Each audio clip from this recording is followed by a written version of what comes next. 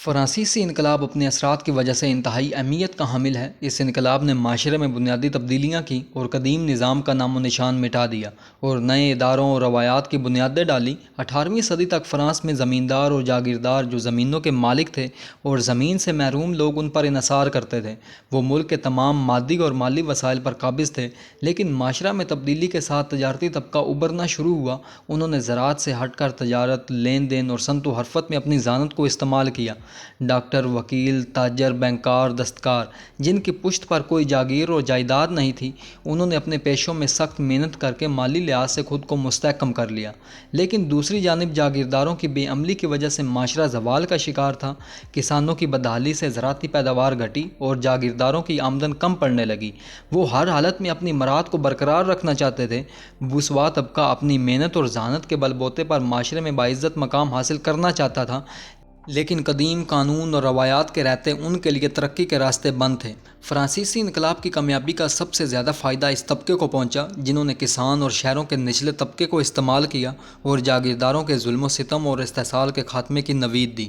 France کے انقلاب کو سمجھنے کے لیے فرانس کے قدیم نظام کو سمجھنا ضروری ہے۔ فرانس میں بادشاہت کا ادارہ بہت مضبوط تھا۔ لوئی چاردیم نے کہا کہ میں ہی ریاست ہوں، یعنی تمام اختیارات سمٹ کر بادشاہ کی ذات میں جمع ہو گئے تھے۔ ایک زمانہ تھا جب فرانس میں امراء اور جاگیردار بڑے اختیارات رکھتے تھے۔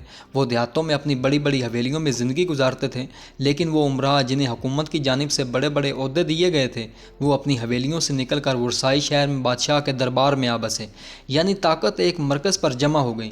ذہین اور محنتی بادشاہ اختیارات کو استعمال کر کے حکومت کا بندوبست کرتے رہے، لیکن موروثی طرز حکومت میں ہر شخص ذہین اور باصلاحیت نہیں ہوتا۔ نااہل لوگ حکومت کے انتظامات اور معاملات کو بگاڑ دیتے ہیں۔ فرانس کے دارالسلطنت ورسائی میں بادشاہ اور امراء کے اخراجات دن بدن بڑھ رہے تھے۔ دربار میں دعوتیں، ناچ و رقص کی محفلیں، شکار، سیر و تفریح ہوتا تھا۔ اخراجات کا تعلق نہ ملک کی ترقی سے تھا اور نہ ہی عوام کی فلاح و بہبود سے۔ ملک کی آمدن کے ذرائع کم ہونے پر قرضوں سے اخراجات پورے کیے جانے لگے۔ ریاست کی آدھی آمدن قرضے کے سود میں چلی جاتی تھی۔ اخراجات کو پورا کرنے کے لیے ٹیکسوں میں برابر اضافہ ہوتا چلا گیا اور مراعات یافتہ طبقے کو ٹیکسوں کی ادائیگی سے چھوٹ ملی ہوئی تھی اور مالی طور پر بدحال عوام کو ٹیکس ادا کرنا پڑتا تھا۔ یہ فطری بات ہے کہ اگر ان لوگوں سے ٹیکس نہ لیا جائے جو جائیداد، مال اور دولت رکھنے والے لوگ ہیں، تو اس صورت میں آمدن کم ہو جاتی ہے۔ ریاست کے پاس آمدن کے مختلف ذرائع تھے۔ سرکاری عہدوں کی فروخت ہوتی تھی، لیکن جب سرکاری عہدوں پر موروثی لوگ قابض ہو گئے تو آمدن کا ذریعہ بھی ختم ہو گیا۔ امراء کے پاس زرعی زمین کا 25% حصہ تھا اور 10% پر چرچ قابض تھا، اور یہ دونوں طبقے لگان یا مالیہ دینے سے آزاد تھے۔ زراعتی ٹیکس کا سارا بوجھ کاشتکاروں پر تھا۔ مراعات یافتہ طبقوں کے لیے ٹیکس نہ دینا باعث فخر تھا، جس سے وہ دستبردار ہونے کے لیے تیار نہیں تھے۔ اگر وہ اپنی مراد کو کھو دیتے تو اس صورت میں وہ نچلے طبقوں میں شمار ہو جاتے اور ان کی عزت و وقار میں کمی آ جاتی، اور وہ جاگیردار اور امراء بھی تھے جو وقت کے ساتھ زوال پذیر ہوئے، جن کے لیے ٹیکس دینا مالی بوجھ تھا۔ اور فرانس کا دوسرا بڑا خرچہ فوجی اخراجات کا تھا۔ ایک بڑی فوج جو ہمسایہ ملکوں کے لڑنے کے ساتھ ساتھ اندرونی بغاوتوں اور شورشوں کو کچلنے میں بھی کام آتی تھی۔ بادشاہ کی مطلق العنانیت نے امراء کے تمام اختیارات کو کم کر دیا تھا۔ 1780 کی دہائی میں امراء نے بادشاہ کی مالی حالت کی کمزوری سے فائدہ اٹھا کر اپنے اختیارات کو بڑھانا چاہا۔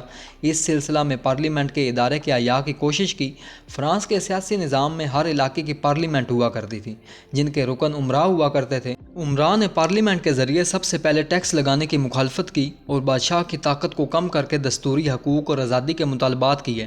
آزادی کا مطلب امراء کے نمائندے ادارے تھے۔ امراء کے مفاد کی تحریک نے فرانس کے ٹھہرے ہوئے نظام میں ہلچل پیدا کی۔ آزادی کے نعروں نے عام آدمی کو متاثر کیا اور اسی سے تبدیلی کا آغاز ہوا۔ 18ویں صدی میں اس بات کی کوشش بھی کی گئی کہ مراعات یافتہ طبقے سے بھی ٹیکس وصول کیا جائے اور آمدنی بڑھانے کی خاطر تجارت پر اندرونی رکاوٹوں کو بھی دور کیا جائے۔ فرانس معاشرتی لحاظ سے 3 طبقوں میں بٹا ہوا تھا: امراء، چرچ اور عوام۔ امراء کے طبقے کو ٹیکسوں سے معافی تھی۔ یہ طبقہ اپنی جاگیر کی حدود میں عدالتی اختیارات کے ساتھ ساتھ ٹیکس بھی وصول کرتا تھا۔ امراء کی تعداد تقریباً 4 لاکھ کے قریب تھی۔ فوج کے تمام بڑے عہدے امراء کو ملا کرتے تھے۔ ریاست کے اعلیٰ عہدے وزراء اور انتظامیہ طبقہ امراء سے ہی لیے جاتے تھے۔ कुल आबादी का 95% हिस्सा आवाम का था, जिनमें उभरता हुआ मुतवस्सत तबका भी शामिल था। मुतवस्सत तबका सनअत हरफत और तजारत से मुतल्लिक था। उनकी दौलत और ताकत में उस वक्त इजाफा हुआ जब 18वीं सदी में जुग्राफियाई रास्तों की दरियाफ्त हुई और गैर मुल्की तजारत को फ़रोग हुआ। फ्रांस ने समुंदर पार अपनी नौबादियात बढ़ाईं। इस तबके ने जागीरदारों के तसल्लुत से आज़ादी हासिल करके अपने पेशों में सख्त मेहनत की और तजारत को बढ़ाया। सनती पैदावार बढ़ने के साथ चीज़ों की कीमतें भी बढ़ी। ताजर तबके के पास जब दौलत आई तो शहरों में बड़ी बड़ी इमारतें, बागात, शराएँ और तजारती बंदरगाहों में इजाफा हुआ, लेकिन मुतवस्सत तबके की माशरे में इज़्ज़त व एहतराम नहीं था, जिसकी सबसे बड़ी वजह कदीम निज़ाम और उसके इदारे थे। मुतवस्सत तबके में इंतज़ामी ओहदेदार, वकील, डॉक्टर, असातिज़ा और दानिशवर थे, जिन्होंने इनकलाब के दौरान कदीम निज़ाम को बदलने में रहनुमा के फ़राइज़ अंजाम दिए। ये मुतवस्सत तबका दौलत के सहारे बड़े ओहदे खरीद लेते थे या उमरा के ख़ानदान में शादियाँ करके ज़मीन खरीद कर जागीरदार बन जाते थे, चूँकि उमरा के तबके ने खुद को दूसरों के लिए बिल्कुल बंद कर दिया था। पेरिस का शहर, जिसने इनकलाब में नुमायाँ हिस्सा लिया, उसकी आबादी 4 लाख थी। उस वक्त सनती इनकलाब नहीं आया था। मालिक और मज़दूर मिलकर फैक्ट्रियों में काम करते थे। शहरों की आबादी में किसान और आम शहरी थे जो इंतहाई गरीब थे। मुल्क की 80% आबादी जो देहातों में रहती थी वो जागीरदारों के दस्ते नगर थी।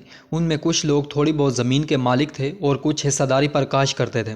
ज़मीन से महरूम किसान हुकूमत और ज़मींदारों की टैक्सों की अदायगी के साथ चर्च को भी मजहबी टैक्स देते थे। फ़्रांस के दानिशवरों ने मजहबी अकायद पर हमले किए, कदीम निज़ाम की खराबियों को ज़ाहिर किया, रोशन ख्याली और तरक्की पसंद ख्यालात को तरक्की दी।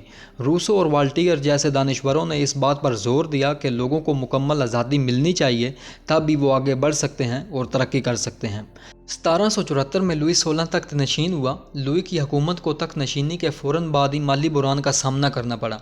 तुर्गोत खजाने का डायरेक्टर मुकर्रर हुआ, जिसने इस्लाहात के ज़रिए निज़ाम को तब्दील करने की कोशिश की। 2 अहम इस्लाहात काबिल ज़िक्र हैं। चुंगी नाका को ख़त्म करके अंदरूनी मुल्क तजारत पर पाबंदियाँ हटाई जाएँ। तमाम जागीरदारी पर मालिया आयद किया जाए। जागीरदारों और उमरा ने इन इस्लाहात की पुरज़ोर मुखालफत की। तबका उमरा अपनी मराद को छोड़ने पर तैयार नहीं था। बादशाह की माली हालत की खराबी ने बादशाह की हैसियत और इख्तियारात को मुतासर किया। 1776 में तुर्गोत को हटाकर नेकर को यह जिम्मेदारी सौंपी गई। उसके सामने माली इस्लाहात के 3 रास्ते थे। अखराजात में कमी की जाए, टैक्सों में इजाफे किए जाएं या कर्ज़े लेकर अखराजात पूरे किए जाएं। ज़राती टैक्स लगाने का फ़ैसला फ़्रांस का दस्तूर साज इदारा ही कर सकता था। तबका उमरा टैक्स निज़ाम को बदलने के लिए तैयार नहीं थे। दस्तूर साज इदारा, जिसका आखिरी इजलास 1614 में बुलाया गया था, अब 1799 में उमरा ने इजलास में इसलिए दिलचस्पी ली जिससे वो बादशाह की ताकत को कम करके अपने इख्तियारात को बढ़ाएं। थर्ड स्टेट यानी अवाम 1788 में पार्लियामेंट के इजलास में ये बात समझ गए थे कि उमरा अपनी हैसियत और इक़्तिदार को मजबूत करना चाहते हैं। वो अपनी मराद से दस्तबरदार होने के लिए तैयार नहीं। स्टेट जनरल के इजलास में सबसे पहले झगड़े की इब्तदा हुई कि इजलास कदीम रवायात पर होना चाहिए या उसमें तब्दीली करनी चाहिए। कदीम रवायात में थर्ड स्टेट के नुमाइंदों की तादाद चर्च और उमरा के मुकाबले में कम थी। थर्ड स्टेट अब अपना रवायती किरदार अदा करने पर तैयार नहीं थी। उन्होंने अपने मुतालबात स्टेट जनरल के सामने पेश किए। तीनों तबकों के नुमाइंदों का इजलास एक जगह पर हो, वोटिंग इनफरादी हो, बादशाह की मुतलक अलानियत का खात्मा हो, नया दस्तूर बनाया जाए, चुंगी और नाका का भी खात्मा किया जाए, फ़र्द और प्रेस की आज़ादी को तस्लीम किया जाए। 1799 में असम्बली के इजलास में थर्ड स्टेट के नुमाइंदों को इंतहाई मायूसी हुई। इजलास को कदीम रवायात के मुताबिक चलाया गया। थर्ड स्टेट को काले कपड़े पहनने पड़ते थे। असम्बली की इमारत में अकबी दरवाजे से दाखिल होते थे, लेकिन तीनों तबकों के लिए अलग-अलग इजलास बुलाए गए। उन पर इमारत के दरवाजे बंद कर दिए गए। उन्होंने कहा कि जब तक हमारे मुतालबात नहीं माने जाएंगे वो असम्बली के इजलास में शरीक नहीं होंगे। मगर जब वो अपने मुतालबात पर सख्ती से कायम रहे तो बादशाह ने फ़ौज तलब कर ली। इस मरला पर उनकी मदद के लिए अवाम आ गए, जिन्होंने हालात का रुख बदल दिया। अवाम अपने नुमाइंदों की मदद के लिए इस वजह से आए क्योंकि अवाम खाने की अशिया की कीमतें बढ़ने की वजह से परेशान थे। रोटी की कीमत दुगनी हो गई थी। अवाम पेरिस के शाही महल में जमा हुए, जहाँ मुकर्रीन उमरा के खिलाफ तकरीरें किया करते थे। जब अवाम में ये अफवाह फैली कि बादशाह फ़ौज की ताकत से अवामी और एहतजाजी मुजाहिरों को कुचलना चाहता है, तो उन्होंने इश्तियाल में आकर शाही महल पर हल्ला बोल दिया और हथियार लूट लिए। 14 जुलाई को अवाम ने बिस्टल के किले पर कब्जा करके गवर्नर को मार डाला। अब हुकूमत भी ये बात समझ गई कि वो अवाम के रेले के आगे ज़्यादा देर नहीं ठहर सकते। بیسٹل کی فتح نے پیرس سے بادشاہ کی حکومت اور اقتدار کو ختم کر دیا اور شہریوں نے کمیون بنا کر انتظام کو سنبھال لیا۔ دوسرے شہروں میں بھی اس قسم کی تنظیمیں قائم ہوئیں جنہوں نے انتظامات کو سنبھالا۔ پیرس میں فوج کی تشکیل ہوئی تو اس کا کمانڈر لیفایت کو بنایا گیا، جس نے امریکہ کی جنگ میں انگریزوں کے خلاف لڑا۔ کسان سب سے زیادہ معاشی دباؤ کا شکار تھے۔ 1788 میں فصل کی خرابی نے ان کی اقتصادی حالت کو خراب کر دیا تھا۔ کسانوں تک یہ افواہ پھیلی کہ امراء فوج کے ذریعے کسانوں پر حملہ کرنے والے ہیں، تو کسانوں نے جگہ جگہ بغاوتیں کر کے اناج کے گوداموں کو لوٹ لیا۔ امراء کے قلعے اور حویلیوں پر حملہ کر کے جائیدادوں کے تمام کاغذات اور قرضوں کی دستاویزات کو جلا دیا۔ 4 اگست کو اسمبلی نے کئی تجاویز منظور کی، جس میں جاگیرداروں کی مراد کا خاتمہ ہوا، کسانوں کی نیم غلامانہ حیثیت، مذہبی ٹیکس اور کسانوں سے بیگار لینے کے قوانین کو ختم کر دیا۔ لیکن بادشاہ اور امراء نے جاگیرداروں کی مراد کو ختم کرنے کی بجائے فوجی طاقت سے عوامی مظاہروں کو کچلنے کا عزم کیا۔ عوام کے جذبات اس وقت بھڑک اٹھے جب ورسائی کی ایک دعوت میں امراء نے 3 رنگوں والے انقلابی جھنڈے کو پیروں تلے کچل دیا۔ عوام کا یہ مطالبہ تھا کہ بادشاہ کو ورسائی سے پیرس لایا جائے۔ عوام کے ہاتھ میں یہ موقع اس وقت آیا جب روٹی کی قیمتوں کے خلاف عورتوں نے جلوس نکالا اور عوام نے بادشاہ، ملکہ اور ان کے لڑکے کو جو گاڑی میں سوار تھے گھیر لیا۔ جہاں عوام کی طاقت مستحکم ہوئی، انہوں نے بادشاہ کو پیرس چلنے پر مجبور کیا۔ اب ان کے لیے یہ ناممکن تھا کہ عوام کے مفادات کے خلاف کوئی قانون پاس کر سکیں۔ 1799 تک اسمبلی نے عوامی دباؤ کے تحت فرانسیسی اداروں اور روایات کی انقلابی تشکیل کا کام کیا۔ اہم بنیادی اصلاح حقوق انسانی کے نام سے وہ اعلان ہے جو اسمبلی نے جاری کیا۔ اقتدار اعلیٰ بادشاہ سے لے کر عوام کے سپرد کیا گیا۔ انہیں دستور بدلنے اور حکومت کے عہدیداروں کا احتساب کرنے کا حق دیا گیا۔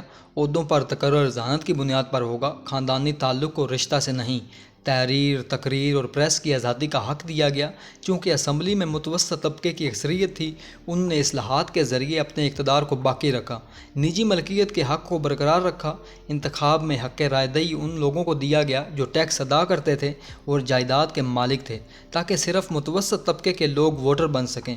ان انقلابی اصلاحات نے فرانس کے قدیم نظام کو الٹ کر رکھ دیا۔ جاگیرداروں کے قرضے معاف کر دیے گئے، چرچ کا ٹیکس معاف کر دیا گیا، کسانوں کو آزادی دے دی گئی، تمام شہریوں کا درجہ برابر کر دیا گیا، انتظامی ڈھانچے میں تبدیلیاں کی گئیں۔ انتظامات کی آسانی کے لیے 83 ڈپارٹمنٹس تشکیل دے کر 374 کنٹون اور 44,000 کمیون میں تقسیم کیا گیا۔ عدالتی نظام میں مختلف قسم کی عدالتوں کو ختم کر کے ایک عدالت مقرر کی گئی، اسے لوکل گورنمنٹ کے ماتحت کیا گیا۔ جیل میں اذیت و تشدد کا خاتمہ کر دیا گیا۔ قدیم نظام میں امراء کا سر اڑایا جاتا تھا اور عام آدمی کو پھانسی دی جاتی تھی، اب سب کے لیے ایک سزا تجویز کی گئی، یعنی گلوٹن کے ذریعے سر اڑانا۔ معاشی اصلاحات میں ناکہ چنگی اور اندرون ملک کسٹم ڈیوٹیاں ختم کر دی گئی۔ اسمبلی نے چرچ کی اصلاحات کی طرف توجہ دی۔ اسمبلی نے چرچ کو زمینوں سے محروم کر دیا تاکہ چرچ کی جائیداد ضبط کر کے حکومت کے مالی مسائل کو حل کیا جائے۔ اسمبلی نے 1791 میں ملک کا دستور بنایا۔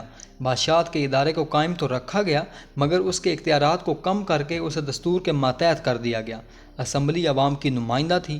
بادشاہ اپنے وزراء منتخب تو کر سکتا تھا، مگر نہ ہی وہ اسمبلی میں بیٹھ سکتے تھے اور نہ ہی اس کے رکن بن سکتے تھے۔ دستور مکمل ہونے سے قبل کچھ واقعات نے حالات کا رخ موڑ دیا۔ 1791 میں بادشاہ نے پیرس سے فرار ہونے کی کوشش کی تاکہ شمال مشرق کی سرحدوں پر جا کر آسٹریا اور اپنی وفادار فوج کی مدد سے اپنے کھوئے ہوئے تخت و اقتدار کو حاصل کرے، لیکن فرار ہونے کے دوران اسے پہچان لیا گیا۔ عوام نے یہ مطالبات شروع کر دیے کہ بادشاہت کو ختم کر کے جمہوریت کا نفاذ کیا جائے، اور یہ مطالبات پیرس کے سیاسی کلبوں کوردیلیر اور جیکوبن کی طرف سے آئے تھے۔ اسمبلی نے جلدی جلدی دستور منظور کر کے خود کو توڑ دیا۔ 1791 میں جو انتخابات ہوئے اس میں جیتنے والوں کی اکثریت کا تعلق متوسط طبقے سے تھا۔ یہ اپنی نشستوں کے اعتبار سے دائیں بازو اور بائیں بازو والے کہلائے۔ بائیں بازو والے دستوری بادشاہت کے حامی تھے، جبکہ بائیں بازو والے جمہوریت کے۔ بریسو بائیں بازو کا رہنما تھا، لیکن انقلاب کو امراء کے اس طبقے سے خطرہ تھا جو بھاگ کر یورپ کے دوسرے ملکوں میں چلے گئے تھے۔ وہ آسٹریا اور پروشیا کی فوجوں کے ہمراہ فرانس پر حملے کی خاطر بڑھ رہے تھے۔